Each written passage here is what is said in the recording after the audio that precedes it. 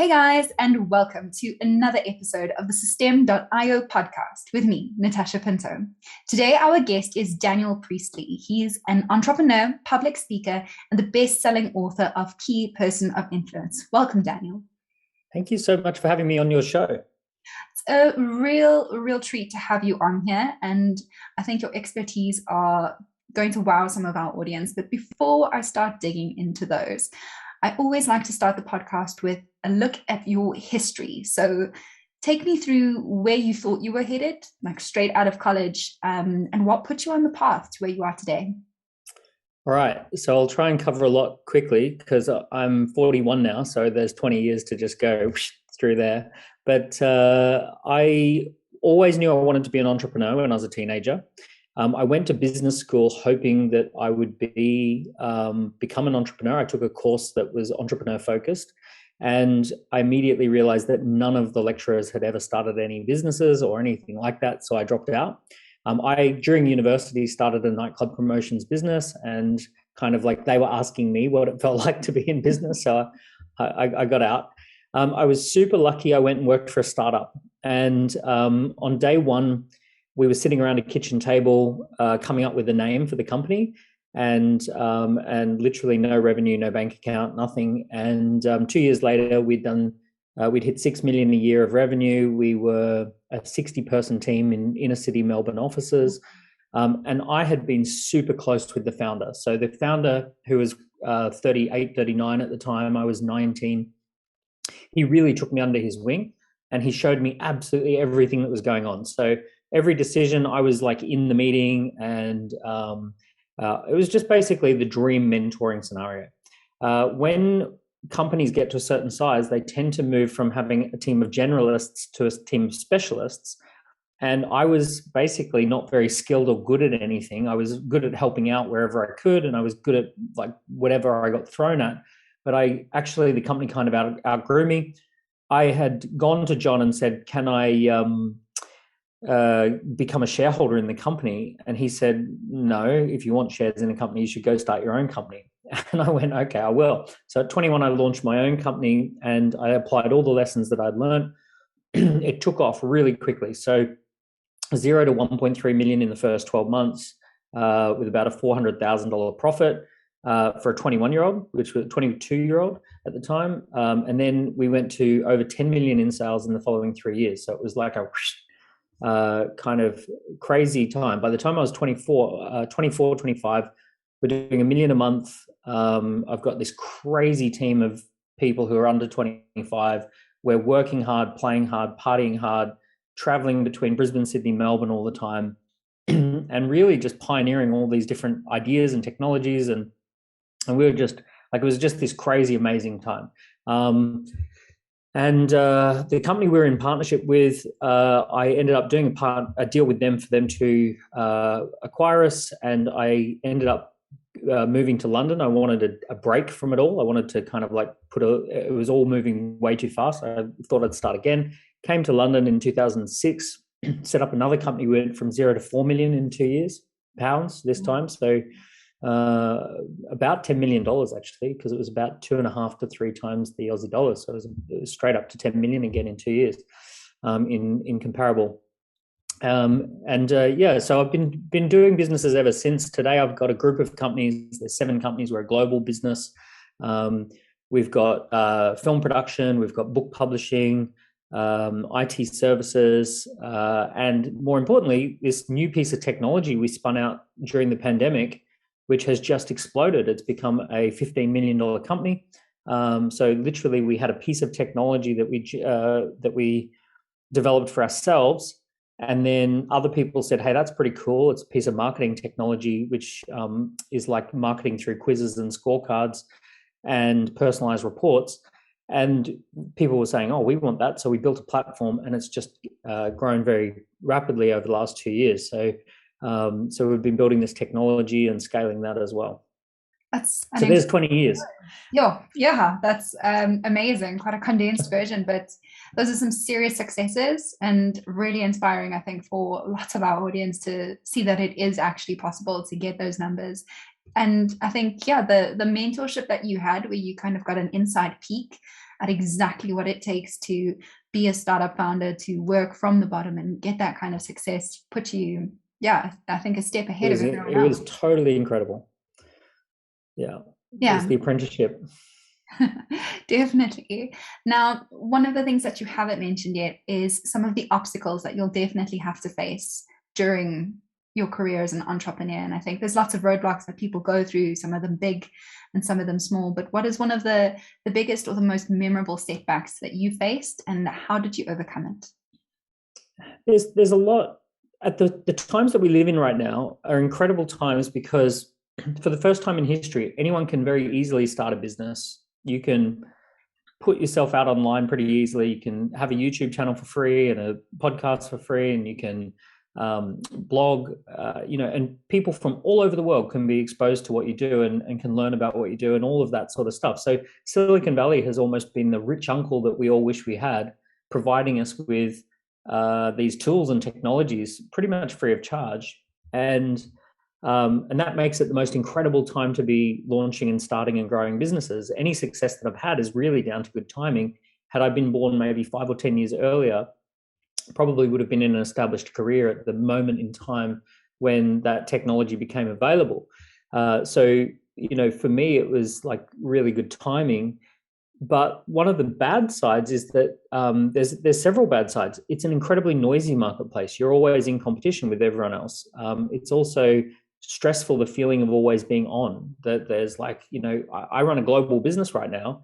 We have an office in Sydney and Toronto. So if I want to talk to Sydney, I normally talk to them at early in the morning, my time in London.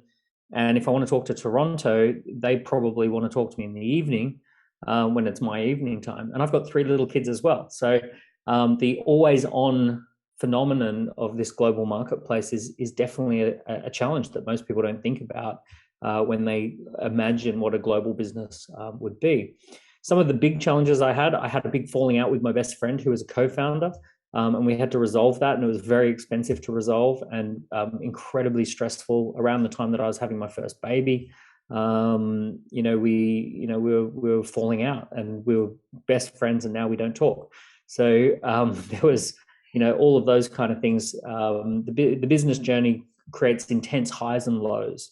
I always think about how the human brain works, and we have like a fight, flight, freeze mechanism when things are stressful. And then we also have this part of the brain that's amazing and visionary and big picture and strategy. And entrepreneurship will take you to the extremes of those two. So you will have incredible big visions about what you want to do with your life, and you'll have these moments where you feel anything's possible. Oh, I'm gonna buy Twitter and send rockets to outer space too, right? And then you'll have these moments of crushing fight, flight, freeze of everything's so hard and it's so difficult and I don't know what to do and those sorts of things. So you kind of go high highs, low lows. Challenges of entrepreneurship is to even that out and stay pretty much on the level regardless of what's happening. Easier said than done. One of exactly what you've said, those very intense things can happen at any level. So definitely intensified by the fact that you are running a global company and the stakes are extremely high. But I think even people who are just starting their business have to go through those highs and lows of working really, really hard, putting in extra hours, trying to get a side hustle into a main hustle, but still dealing with all their other responsibilities of family. And yeah, definitely. Now, for our questions, I kind of want to start off broad and then narrow down. So you started Dent Global in 2011, and you've stated that in the 2010s, every business had to become a media company. That was where the focus is at. But now in the 2020s, we're all becoming a data business. So how has that change affected you, and how is it affecting business owners today? Yeah, so I look at the US presidential elections as like a big trend-setting moment, right? Because it's the most fiercely contested marketing campaign in the world, right? It's the Formula One of marketing. So there was almost 100 years ago, there was Franklin Roosevelt, and he did something very unique called a fireside chat on radio, on national radio. And that launched the radio as the dominant channel for communication from print. JFK in the 60s had a debate with Nixon, and it was live television. And that was the moment that television became the dominant thing for communicating with people. It was the number one marketing strategy for decades. Then along comes Obama, and he does Obama everywhere, social media marketing. Obama '08 campaign was all about connection through social media. He's on Twitter, he's on Facebook, he's on YouTube. And that was the time where I started telling all my entrepreneur friends, you've got to be a media business. This thing is like, it's no longer a toy. It's no longer something teenagers do. It's something that every business in the world is going to have to get their head around and actively engage with. But then in 2016, there was this company called Cambridge Analytica, which started hacking into elections. And they actually, when I say hacking into elections, they had a very Machiavellian approach to winning elections, where they would collect huge amounts of data from Facebook, and they would do this thing called personalization.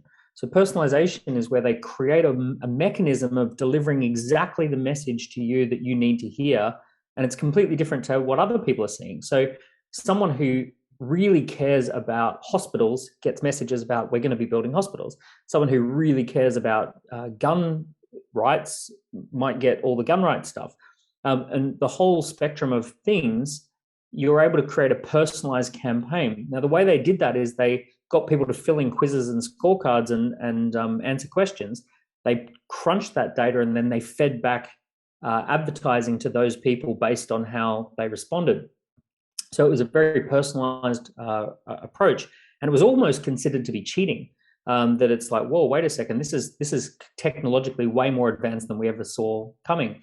And Brexit, Cambridge Analytica were behind Brexit, they were behind Trump. So all of these upset campaigns that kind of upset the status quo were driven by data, huge amounts of data and insights.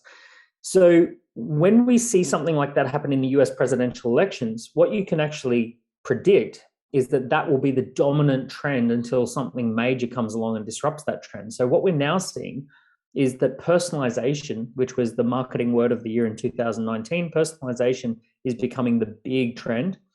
And at the moment, only huge companies know how to do it. But in the beginning of media, only huge companies knew how to do media. And then today, every little business on the planet knows how to do media. They're all on their Instagram, and they're doing their lives, and they're doing their TikToks and their podcasts. So they all figured out how to do the media. What's going to happen next is that the big companies are winning through data analytics, and the small companies are going to have to learn how to do that. They're going to have to figure out how to collect data and then give a personalized experience based on the data. And that's going to be the big trend. Right, definitely. And then can you play profit for a moment and maybe look into the future? What do you think the 2030s will look like? What's that possibly going to be? If we make it. Yeah. So look, from, as we know now, we've got things like artificial intelligence coming. So if I was to play profit, here's what I would imagine. There'll be a US presidential election towards the end of the 2020s. Every single person will receive a personalized video addressing them by name and discussing the issues that matter. So it'll say, hi, Natasha, it's Daniel Priestley. As you know, I'm your candidate. I know that you really care about small business, and I want to tell you about what we're doing for small business. Now, it'll look like a video, and it'll address you by name, and it'll talk about certain key issues, but it'll be completely AI generated. It'll be a deep fake video, and it'll be using a script that is based on the data that we know about you as an individual. A different person will get a completely different video, but it'll be a deep fake video, right? So if I was to play profit in the marketing world, that's what I expect to see sometime in the next 5 to 10 years. Yeah, it's definitely kind of like a combination of taking everything that we've been doing before, so still using the stuff that was media based, and now adding onto it personalization and this next steps, kind of personalization on steroids. I'm not sure whether it's going to be a good thing or a bad thing. It's a little bit Black Mirror. Right? Yeah, there's a little bit. And then now you mentioned it already, that there's a lot of noise online, and as you said, the standout factor that we can't ignore right now is personalization. So how do you deliver personalization at scale? Because when you're a small little business and you've got 10 customers, it's fairly easy to personalize your communication. You know exactly who those customers are. Yeah. But when you've got 10,000, what do you do? Totally. And small business used to win on personalization. So you would go to your local butcher, baker, candlestick maker because they knew your name and that they said, oh, how's your dog? Has it, recovered from that bite that it got? And, whatever they said back in the day. But they knew stuff about you and they could personalize based on that. And then big companies came along and big companies were like depersonalized. They're like, oh no, one size fits all, one message fits all. Enjoy Coca-Cola. That's our message. Everyone can have that same message. So small companies were winning because they say, well, we're personalized and big companies are depersonalized. What's flipping at the moment is big companies have figured out how to automate personalization. So they're actually beating small businesses with a personalized feel. So Amazon is creating a personalized shopping experience based on your past shopping habits. Sometimes they get it wrong, but a lot of the time they get it right. Shopify has personalization built into it. Facebook, your newsfeed is obviously based on a personalization algorithm. So these big businesses more and more are discovering ways to deliver a personalized interactive experience that feels very much like, oh, look at Spotify. Those are the songs that I like. How did they know? Look at YouTube. That's the videos that I'm interested in. How did they know? And small businesses are seeming less and less personalized. So the first step to personalization is collecting data about people. You need to know stuff about them. In the same way, if you went to a brand new small business and they said, oh, I've seen you come in a few times. What's your name? Where do you live? Right. So you just find stuff out about people. Tell me a bit about yourself. Now you're talking. That's actually a data collection process that the human brain does.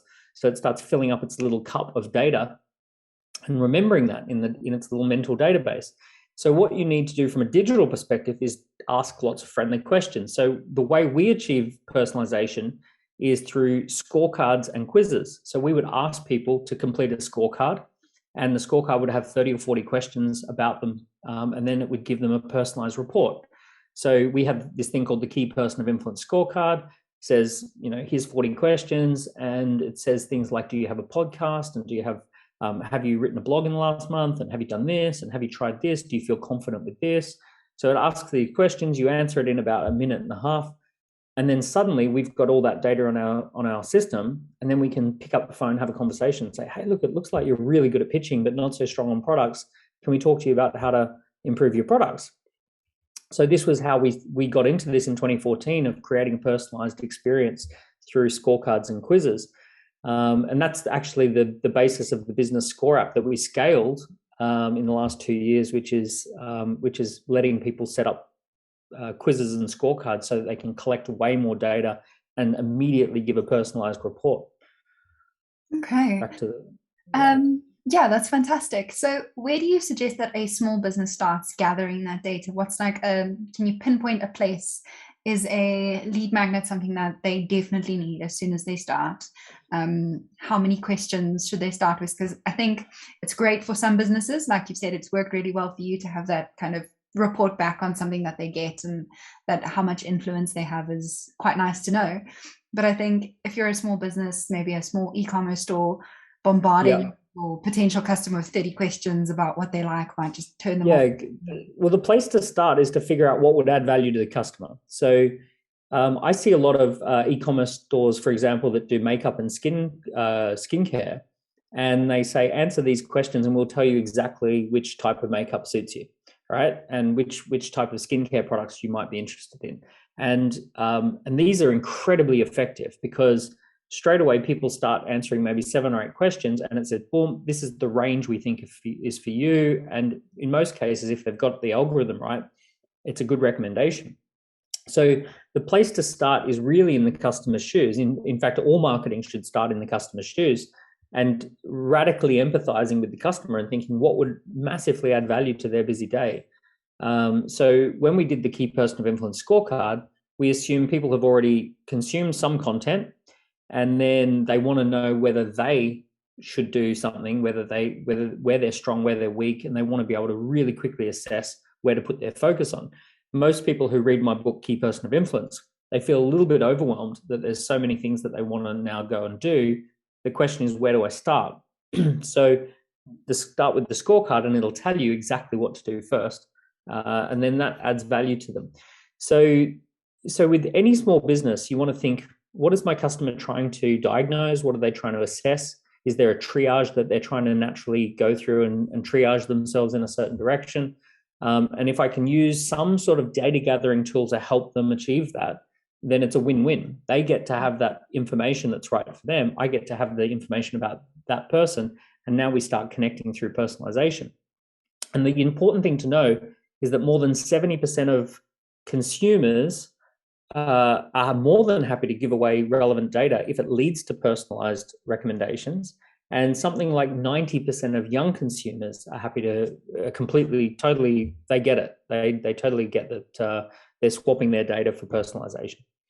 Yeah, and like you said, it works and it's a win-win for both parties because you're getting all the data that you need and they're getting exactly what they're after, so they don't have to go through that process of looking for what they need.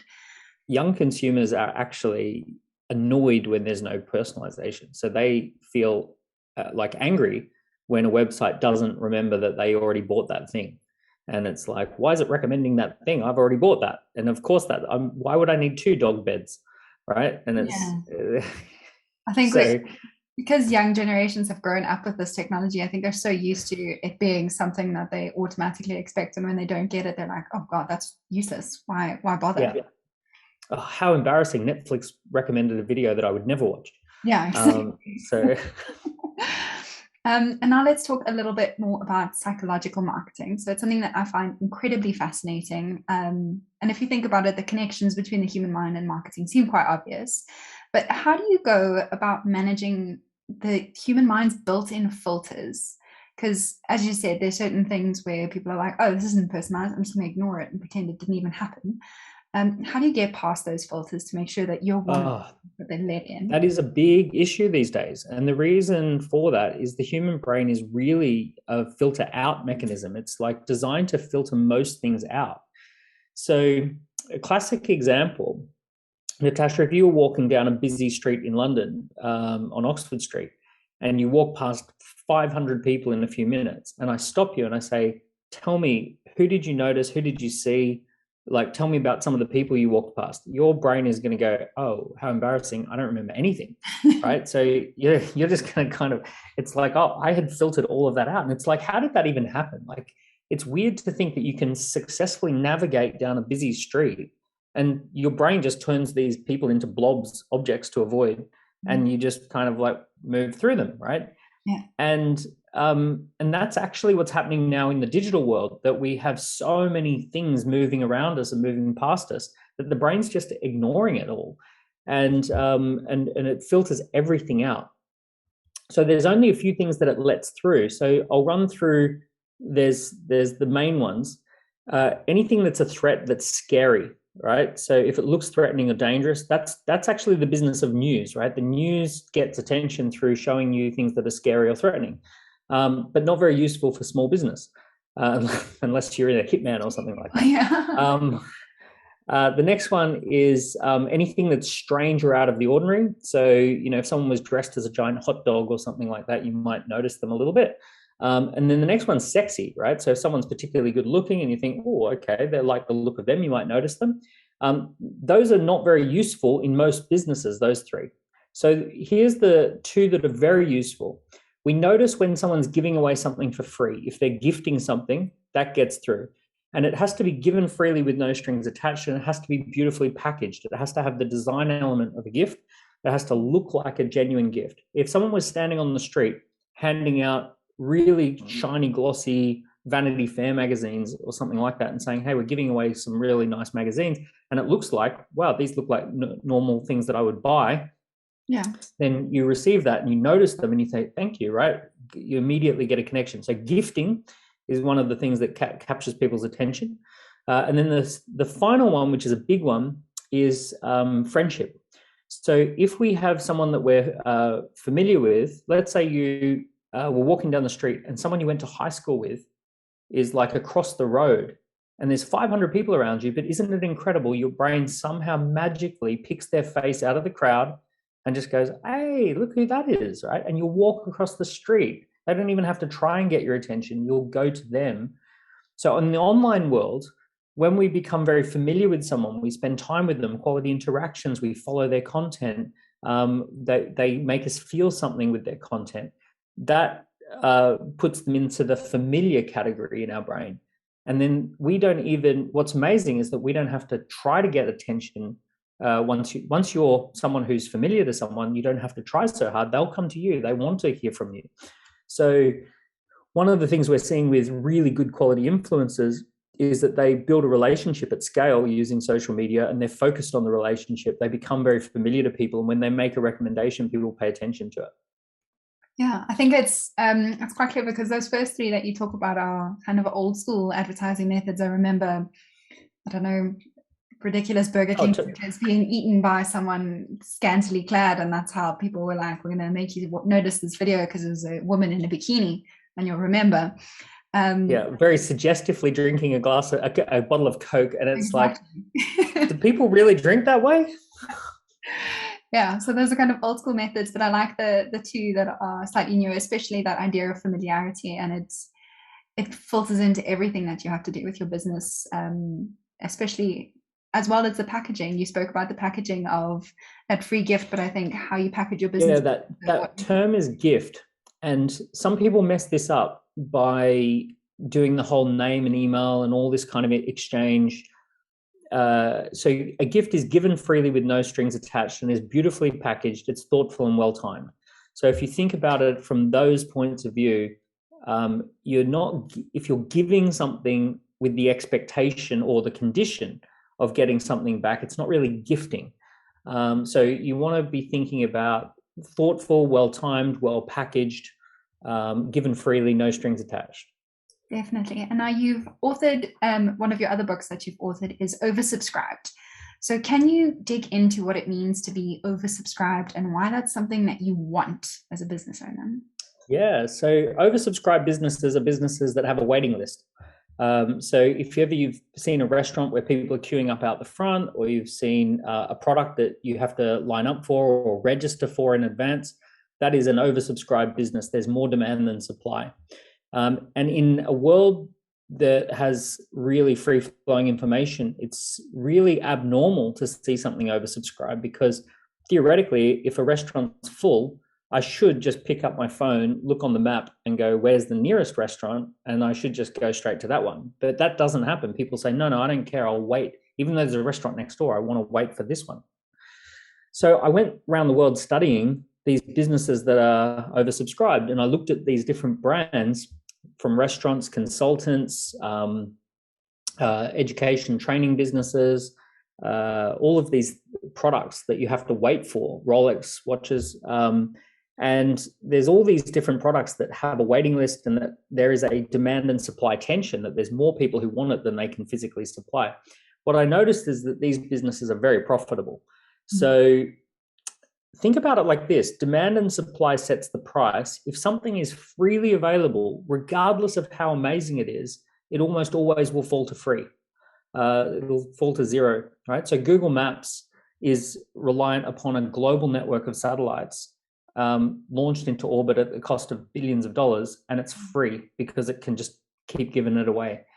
Google search is a multi-billion-dollar infrastructure, and it's given away for free because it can deliver an infinite number of these things.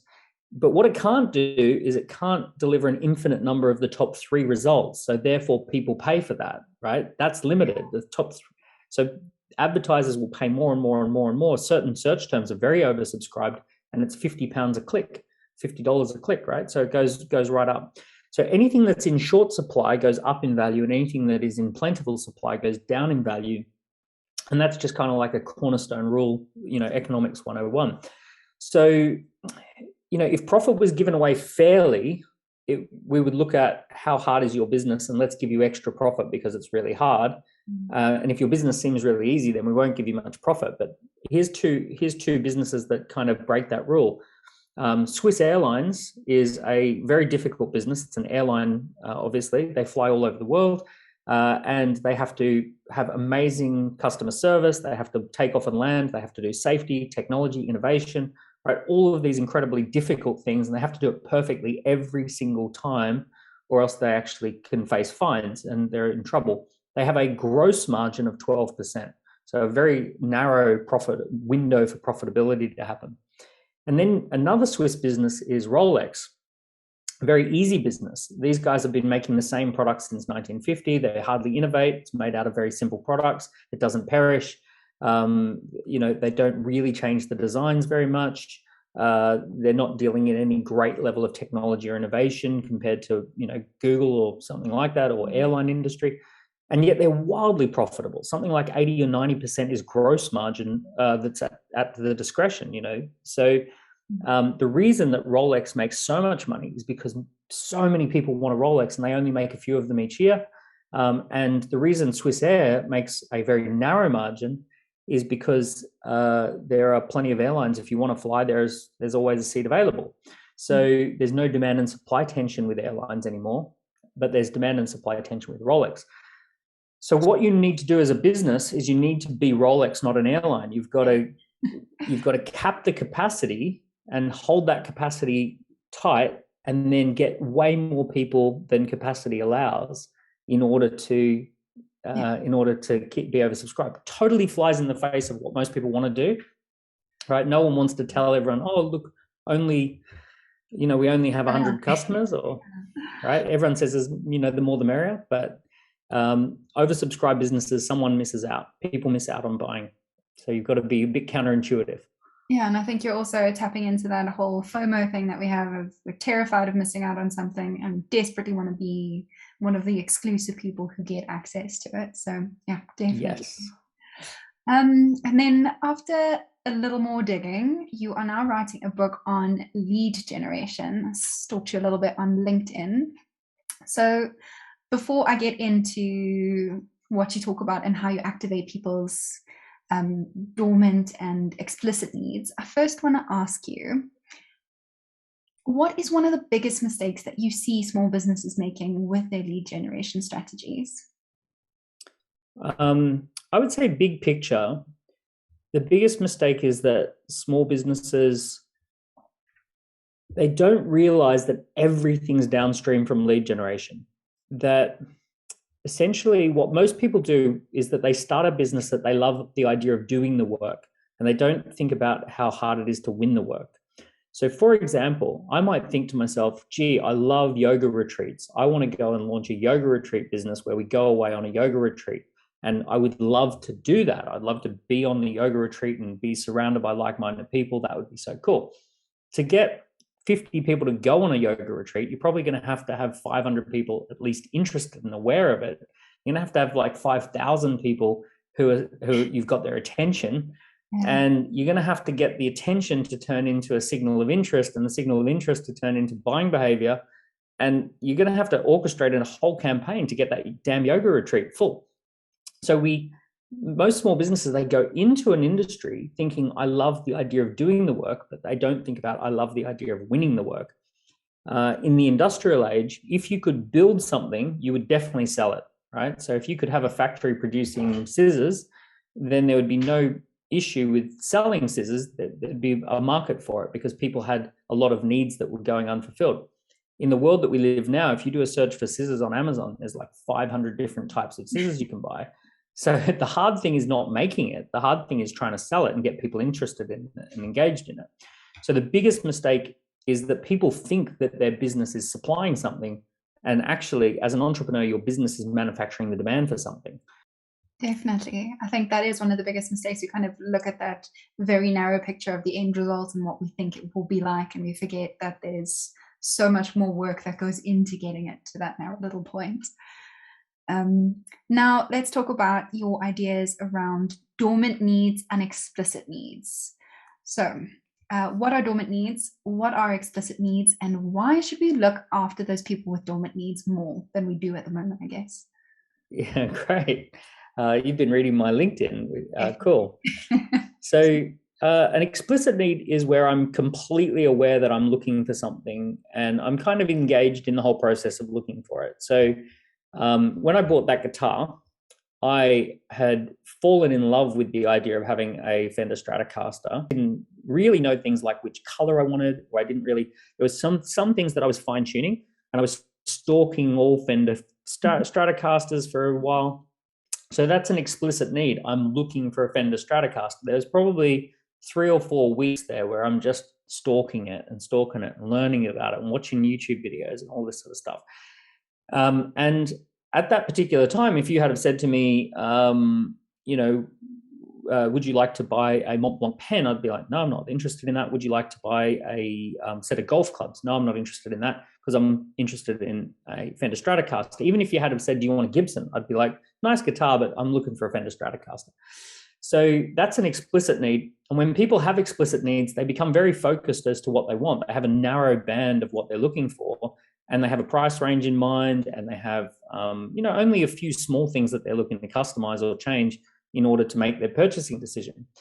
If you go backwards from that, you've got dormant needs. These are things that sit underneath the surface of our awareness, and they're just slight dissatisfaction. So maybe my dissatisfaction at a point in time was, I don't have anything that's like a hobby, or I don't have something that is out, like I want something that's screen-free activity, right? So, something that's not computer screen related, because I bought that during lockdown and everything was on screens. And it's like, if you had have spoken to me at that time, maybe I would have thought, oh, maybe I want golf clubs.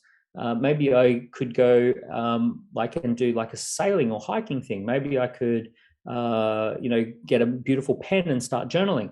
So there's all sorts of things that would actually kind of be a screen-free activity that have charm and have certain, class or enjoyable features to them.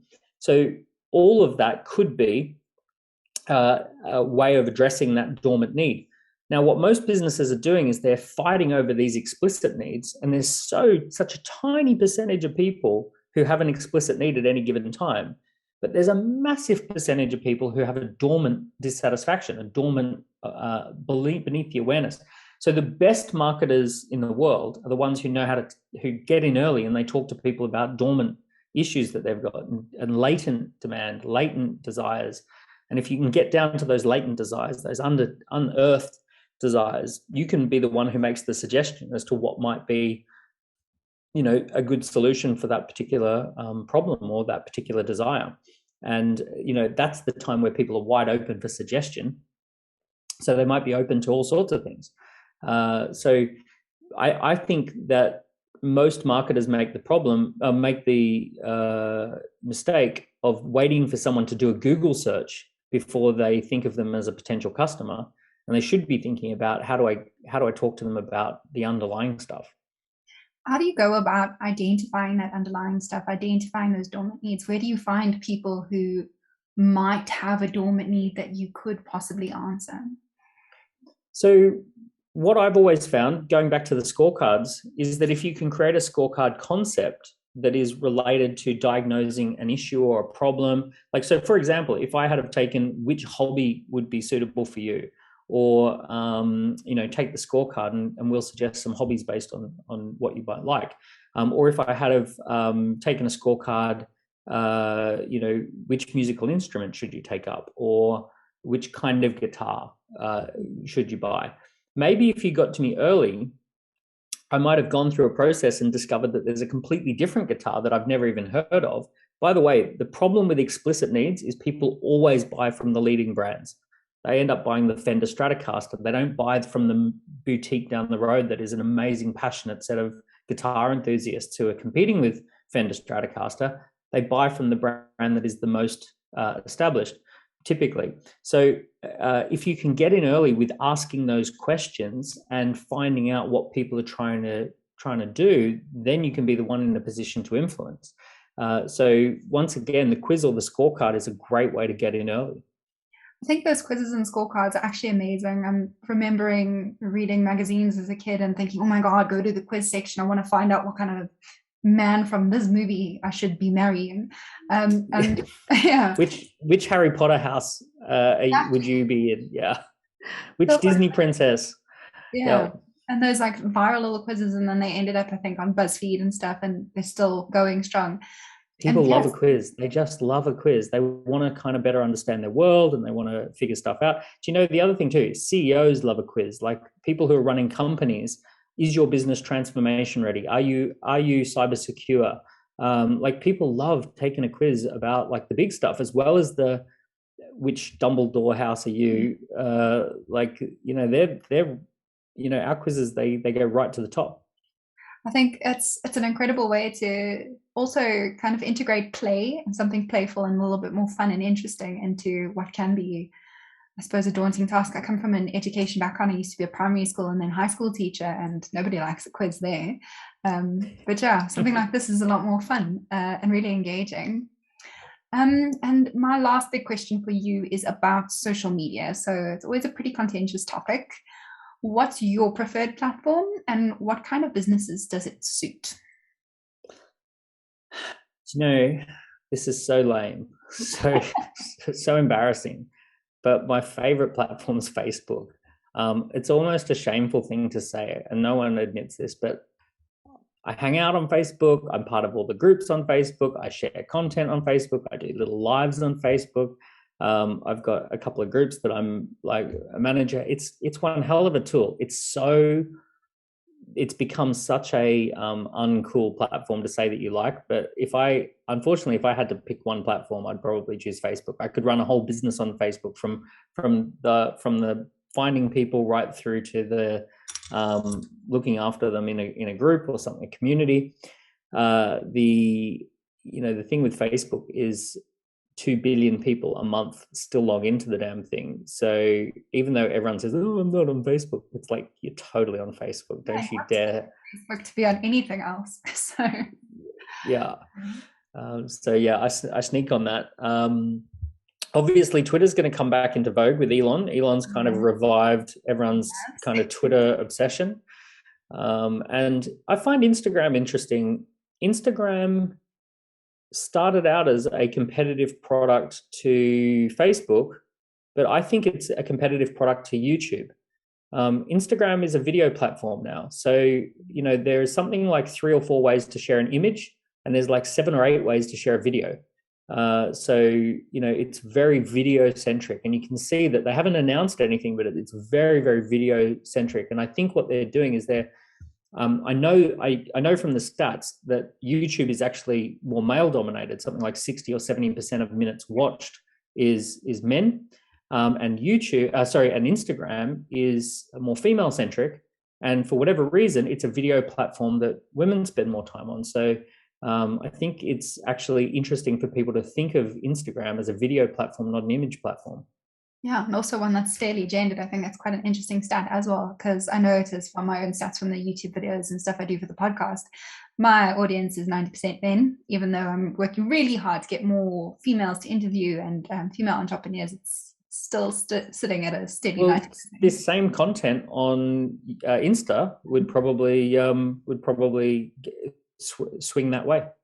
Yeah, definitely. All right, now some short questions just before we finish up. So my first one is, looking back, is there a piece of advice that you would give to your 18-year-old self? Well, whether I got the advice or not, it was get a mentor, right? So the advice I somehow magically got was drop out of university because these people aren't suitable mentors, and get yourself a suitable mentor. And when I think about a suitable mentor, I'm not talking about someone who, like, some people call a book a mentor. They read a book and they're like, oh, that's my mentor. And I'm not talking about someone you meet up with once a month. I'm talking about someone you get deep under their wing.